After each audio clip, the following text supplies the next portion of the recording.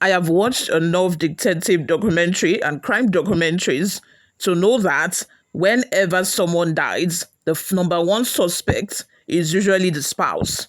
The number one person that, detectives or the police would look at is usually the spouse, because it is assumed that this is the closest person to the victim. It can be a family member as well, but most especially the spouse. Report has it, or research has it, that about 38 to 41% of women murdered worldwide are killed by an intimate partner. 58% of female homicide victims are killed by a partner or family member. 60% of female homicide victims are killed by intimate partners or family members. 6 to 7% of male homicides are by intimate partners or spouses. 1 in 7 total homicide worldwide is perpetrated by an intimate partner. About 17% of all solved homicides, spousal homicide, make up 17% of it. That is about the total number of homicides in Canada. About 17%, is spousal homicide. Then, in US, 8.8% make up spousal murders in homicide departments.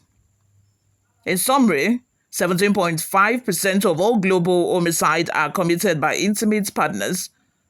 30 to 60% of homicides are due to partner or family violence. 6 to 7 of homicide involve their partner or spouse. We have now been able to establish that, there is a high rate of spousal murders or spousal killing in the world. Although the percentage of men who kill their wife is higher than the percentage of women who kill their husband, I went into all of these statistics in order to, tell you all that.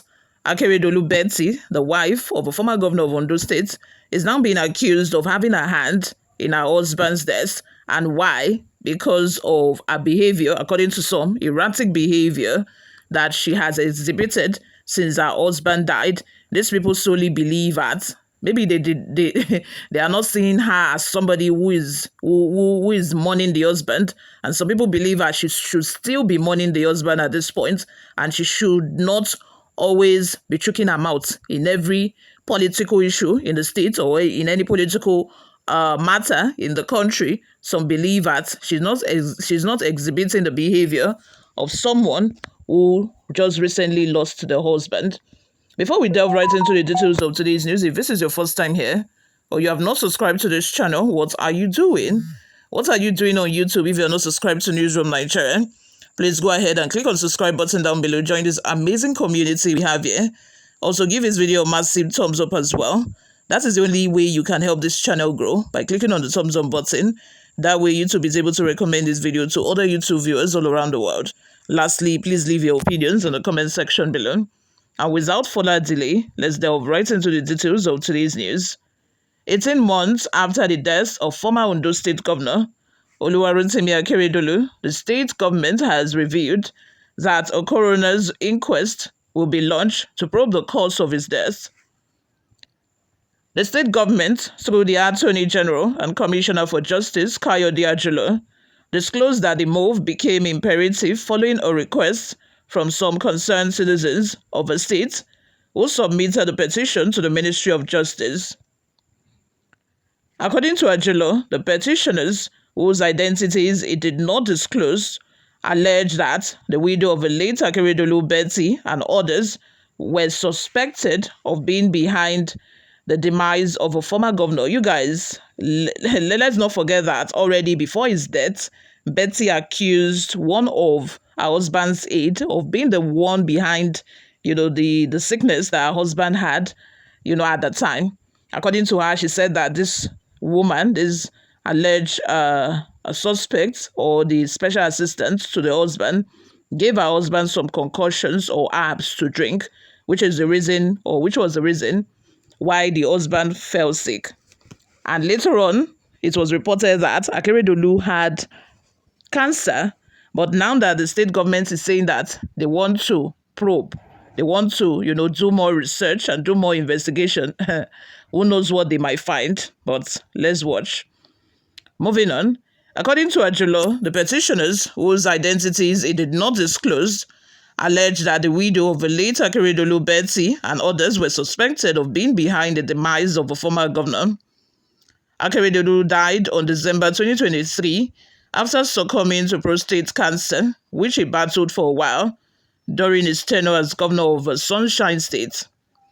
While emphasizing that the Coroner'S law in the state was designed to address public concerns surrounding deaths considered unnatural or controversial, Ajulo emphasized that under the law, any citizen or group who reasonably suspect foul play or has lingering questions about a person's death has the legal right to demand a coroner's inquest. Ajulo, who stressed that the law would be allowed to take its course without bias or sentiment, said it is not out of place for citizens to demand its invocation when there are legitimate concerns.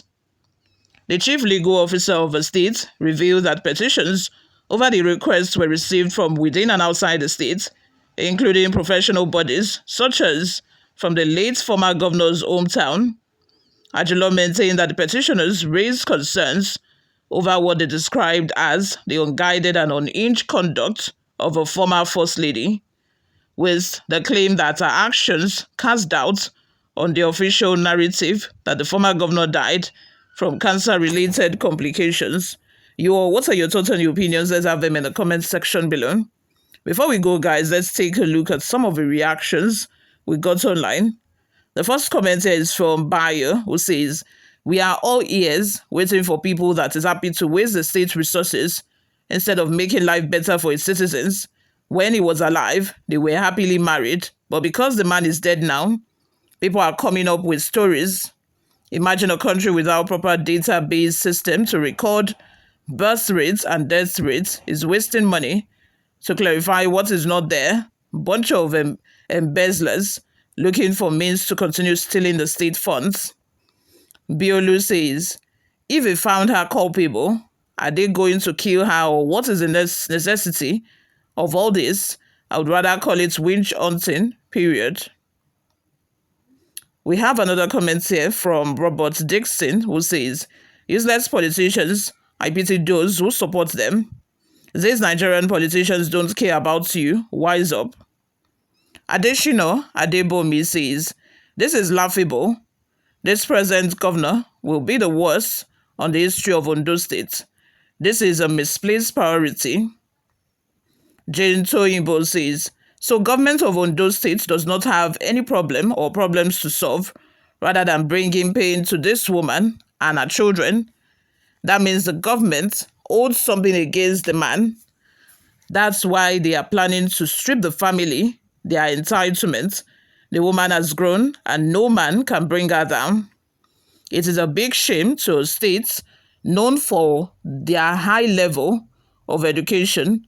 Lastly, from Rosemond says, "That's because the woman is vocal and just want to silence her. Stupid government of Ondo State." I knew right off the bat that, this is about her speaking, publicly criticizing the government, choking mouths in politics and all of that. It just boils down to the fact that they want to silence her. According to this commenter is right. They want to silence her, and maybe because also she's a woman, they feel like you should be at home mourning your husband. What are you always commenting about politics for? What do you know about politics? If not because of your husband, maybe you might not even be involved in politics. You should be at home mourning, not outside. And I'm very sure if the roles were reversed, nobody would tell the husband to shut up, that you just lost your wife. So definitely because you remarried. We have heard cases of men who remarried 2 months, 3 months after the death of their wife. And I don't think anybody would easily come out to point fingers at them to say that they are the reasons, or they are the reason why the wife died, or they killed the wife. No. But here is in Africa, this is Africa that we are in, life is not favorable to women. What can we do? You all, thank you very much for always listening and watching. I will see you all in my next video. Bye for now.